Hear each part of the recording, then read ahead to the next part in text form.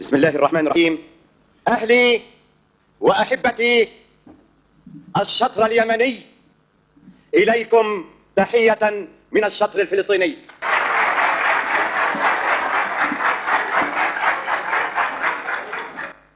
إنها ليست وحدة، لا والله، إنما هي لحمة لحمة لحمة لحمة.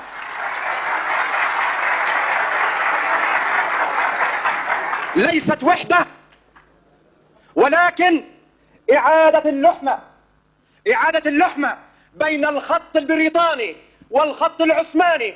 وحدة واحدة لجسد واحد، لحمة واحدة لجسد واحد، هو الجسد اليمني.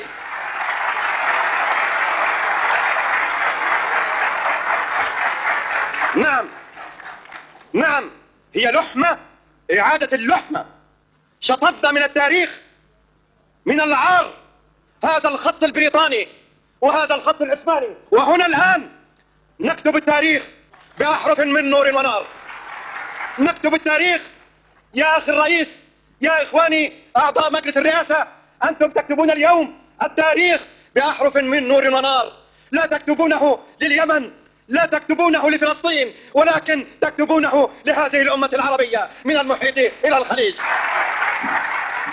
اللحمة اليمنية هي رافد أساسي لهذه اللحمة العربية. نريد وحدة عربية أساسها المتين هذه اللحمة اليمنية لتواجه هذه التحديات، تحديات القرن العشرين.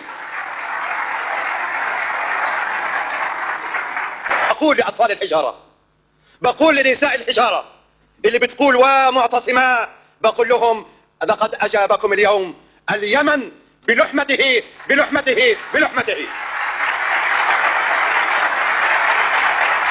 هذا الهدية الآن اللي بتقدموها لطفل الحجارة، للمرأة اللي بتقول لواء معتصماء. انتوا الآن قدمتوا لهم هذه الهدية. احنا بلادنا كما تعرفون كل قرانا مقسمة قيس ويمن، لازم تعرفوا هذا الكلام، قيس ويمن. انا بقول للقيسيين ولليمنيين في ارض فلسطين، بقول لهم طوبى لكم اليوم، طوبى لكم اليوم، طوبى لكم اليوم. فاللحمة اليمنية هي هدية شعبكم اليمني لكم. وإن شاء الله كما اجتمعنا اليوم في قاعة فلسطين، سنجتمع غدا إن شاء الله في القدس، وموعدنا الفجر وموعدنا الصبح، أوليس الصبح بقريب؟ موعدنا الصبح إن شاء الله. وليدخلوا المسجد كما دخلوه أول مرة، وليتبروا ما علوا تتبيرا. صدق الله العظيم. السلام عليكم.